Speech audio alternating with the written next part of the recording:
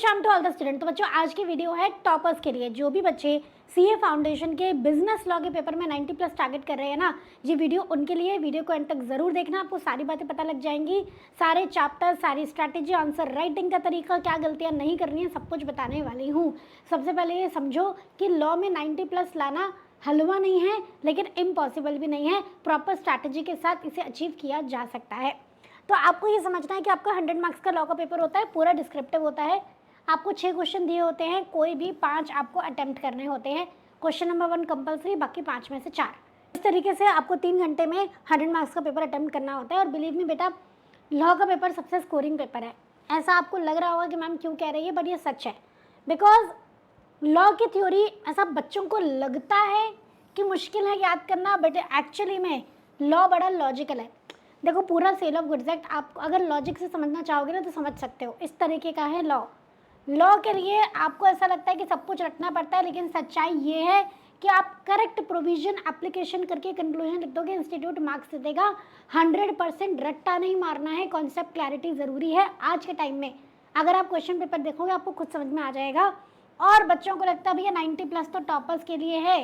माना कि वो टॉपर स्ट्रैटेजी होती है, बट ऐसा नहीं है। कोई भी स्टूडेंट तरीके से पढ़ाई करके 90 प्लस अचीव कर सकता है। क्लियर है? क्या स्ट्रैटेजी रहने वाली है मैं आपको बताती हूँ। सबसे पहले मैंने आपको पेपर पैटर्न बता ही दिया है, इस तरीके से आपका क्वेश्चन रहता है।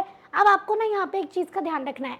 जो आपका क्वेश्चन नंबर 1 है 20 मार्क्स का, उसमें आपको 30 to 35 मिनट्स लगाना है, उससे ज़्यादा नहीं लगाने हैं। और जो क्वेश्चन बाकी हैं, क्वेश्चन नंबर 2 से लेकर 6 तक में कोई भी 4 क्वेश्चन करने हैं, उसमें आपको 2 घंटे 5 मिनट से ज़्यादा नहीं लगाना है। ये कितना हो गया? 2 घंटे 40 मिनट, 2 आवर्स 40 मिनट्स हो गए। 20 मिनट्स आपके पास बचेंगे सब कुछ रिवाइज करने के लिए, सब कुछ कंपाइल करने के लिए। इस तरीके से पेपर करना, अदरवाइज आप अपना पेपर टाइमली अटेम्प्ट नहीं कर पाओगे, पूरा नहीं कर पाओगे। 90 प्लस तो छोड़ दो, ठीक है। अब आप पहले समझो कि जो 100 नंबर का पेपर है ये बनता कैसे है। सबसे ज़्यादा प्रायोरिटी पे जो चैप्टर्स रहते हैं वो है आपके कॉन्ट्रैक्टेड कंपनीज एक्ट और सेल ऑफ गुड्स एक्ट, ठीक है। उसके बाद आपके नेगोशिएबल इंस्ट्रूमेंट एक्ट और पार्टनरशिप एक्ट, और उसके बाद आपके एलएलपी और Indian regulatory framework. Contracted companies act होगा 60 नंबर का, तो मोटा और 60 प्लस का तो यही होता है। उसके बाद negotiable partnership around 24 marks, and your LLP Indian regulatory and framework around 16 marks. इस तरीके से आपका पेपर बनता है। अब इंडियन कॉन्ट्रैक्ट एक्ट में देखो आपसे क्या पूछा जाता है और एग्जामिनर का ट्रैप एरिया क्या है। इसका मतलब ये नहीं कि सिर्फ ये करना है, मैं ऑलरेडी आपको बता चुकी हूँ। अगर आप 90 प्लस टारगेट कर रहे हो, you have to study everything, but इनको बहुत अच्छे से करके जाना है। एसेंशियल्स ऑफ वैलिड कॉन्ट्रैक्ट, ठीक है। ऑफर और एक्सेप्टेंस के क्वेश्चन में ये आता ही आता है। फ्री कंसेंट हर क्वेश्चन में हर बार दिख जाता है। Performance and discharge of contract, reciprocal promise, novation, ये सब आप दिख जाता है। ब्रीच एंड रेमेडीज आपको दिख जाता है। स्पेशली क्वांटम मेरिट की रेमेडी बहुत बार दिख जाती है। स्पेसिफिक परफॉर्मेंस, ये 2 खास रेमेडीज है जो पूछी जाती हैं। स्पेशल कॉन्ट्रैक्ट में indemnity guarantee, bailment, pledge agency, इनको अच्छे से कर लेना। ये न्यूली ऐड हुए थे न्यू सिलेबस में। एग्जामिनर आपको कहाँ पे ट्रैप करता है? अग्रीमेंट कॉन्ट्रैक्ट में कंफ्यूज कर देगा। पास्ट कंसीडरेशन, श्योरिटी की लायबिलिटी को एक्सटेंसिव है, ये उसका बड़ा फेवरेट पॉइंट है, इस पर आपको कंफ्यूज कर देगा। बेलमेंट प्लेज में प्लेजी सेल कर सकता है, बेली सेल नहीं कर सकता है, ये पॉइंट इंपॉर्टेंट है। एजेंसी बाय रेटिफिकेशन में पूरा एक्ट रेटिफाई होता है, पार्ट में रेटिफाई नहीं होता है। ऐसे एग्जाम में ट्रैप एरियाज में आपको फंसाता है, समझ लो। तो जहाँ भी प्रोविजन में इफ बट प्रोवाइजो आ जाए ना, बस एग्जामिनर का वही फेवरेट एरिया बन जाता है। क्वाजी कॉन्ट्रैक्ट तो पूरा का पूरा इंपॉर्टेंट है, कोई भी केस स्टडी में इंस्टीट्यूट आपको फंसा सकता है।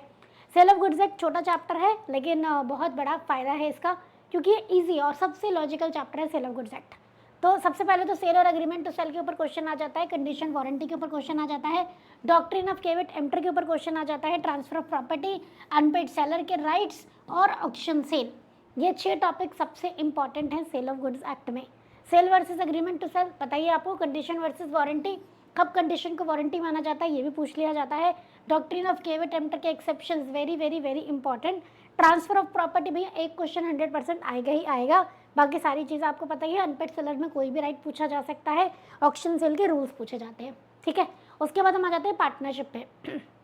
पार्टनरशिप में आपसे एसेंशियल्स ऑफ पार्टनरशिप में क्वेश्चन बन जाता है कि पार्टनरशिप है या नहीं है। ट्रू टेस्ट ऑफ पार्टनरशिप, जिसमें वो वाला पॉइंट है ना कि प्रॉफिट अकेला एविडेंस नहीं होता है, वो वाला point. Employed authority of partner, इसके ऊपर इस बार केस स्टडी आई थी, ठीक है।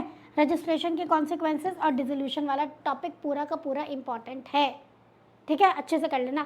एलएलपी एक्ट की बात करें तो एलएलपी में बॉडी कॉर्पोरेट की definition, perpetual succession, separate legal entity, minimum 2 partners होने चाहिए, ये फैक्ट्स है एलएलपी एग्रीमेंट, एलएलपी के बारे में।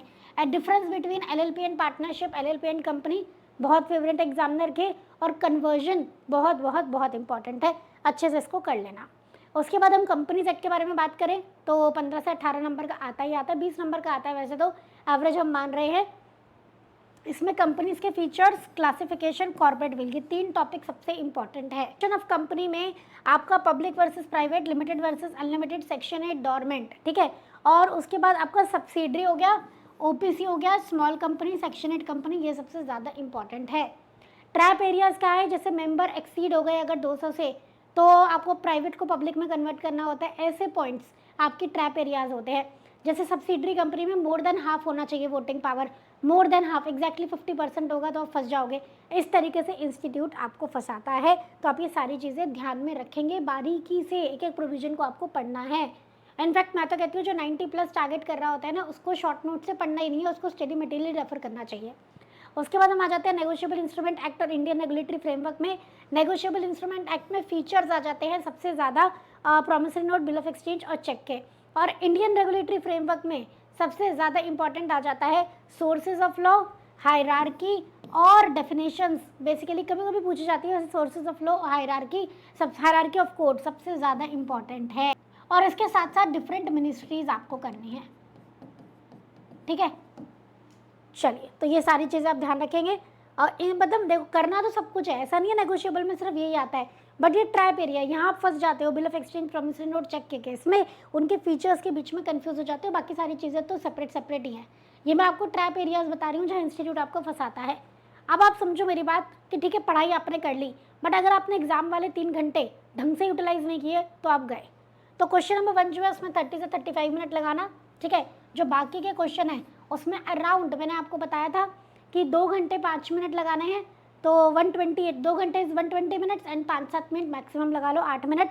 यहाँ पे मैंने आपको टाइमर दे के दिया है कि बाकी के क्वेश्चन में 32 मिनट्स इंटू 4 128 मिनट्स लगाने हैं, उससे ज़्यादा नहीं लगाने हैं। आपके पास 15 से 20 मिनट के बीच में टाइम बचेगा सारी चीज़ों को रिवाइज करने के लिए, कुछ याद नहीं आ रहा था तो याद करने के लिए, ठीक है। तो इस तरीके से अपना पेपर करोगे आज से ही, जब आप मॉक टेस्ट दोगे तब भी इसी स्ट्रैटेजी से पेपर दोगे, वरना आपका पेपर टाइम पे पूरा नहीं हो पाएगा बेटा। बहुत लेंदी क्वेश्चंस आते हैं अब लॉ के पेपर में। 5 मिस्टेक जो बच्चों के 8 से 10 नंबर काट लेती है, जो 90+ टारगेट कर रहे हैं उनके लिए तो बहुत इंपॉर्टेंट हो जाता है। एक क्वेश्चन तो 45+ मिनट्स लगा देते हैं बेटा, बैठे रहते हो उसको ही सोचते रहते हैं, नहीं आ रहा तो चलो आगे, बाद में आता जाएगा, ठीक है। आप रखो मैक्सिमम 32 to 35 मिनट, उससे ज़्यादा नहीं, ठीक है। आप आंसर्स लिखते हो बड़े बड़े पैराग्राफ में, पैराग्राफ को ब्रेक कर करके लिखो। आप एक्ट का नाम लिखना भूल जाते हो या सेक्शन नंबर लिखना भूल जाते हो। देखो जो 90+ टारगेट कर रहा है मुझे लगता है उसे सेक्शन भी याद करने चाहिए। उसके बाद आप गलती से, कुछ बच्चे क्या करते हैं, क्वेश्चन नंबर 2 से लेकर क्वेश्चन नंबर 6 तक में कोई भी 4 अटैम्प्ट करने होते हैं, बच्चे 5 अटैम्प्ट कर देते हैं ये सोच के कि जिसमें ज़्यादा नंबर होंगे एग्जामिनर वही कंसिडर कर लेगा। आपको अपना टाइम बचाना है। 5 एवरेज आंसर लिखने से बेटर है 4 एक्सीलेंट आंसर लिखो। समझ में आ रहा है तो ऑप्शंस को ऑप्शन में लीव करना है। ये मत सोचो कि सब कुछ लिख देता हूँ कुछ तो नंबर मिल जाएंगे, ऐसा नहीं होता है। सितंबर 26 में 90+ टारगेट कर रहे हैं बेटा, आपको अभी से फुल फ्लेज लगना पड़ेगा पढ़ने के लिए। लॉ इतना छोटा सब्जेक्ट नहीं है कि आप लास्ट के 1 महीने में पढ़ के पास कर लोगे, या फिर 90+ पास ही नहीं हो पाएगा तो 90+ तो बहुत भूल ही जाओ। मतलब आप तो एक चीज़ बता दूँ, हमारा बैच स्टार्ट हो रहा है फ्रॉम 2 जून 2026 और ये सितंबर 26 के बच्चों को टारगेट करने के लिए है। चारों के चारों सब्जेक्ट्स आपको लाइव कराए जाएंगे, लाइव क्लासेस मिलेगी बिल्कुल न्यू सिलेबस के हिसाब से। ऑब्वियसली लाइव क्लासेस है तो न्यू सिलेबस के हिसाब से आपको पढ़ाया जाएगा।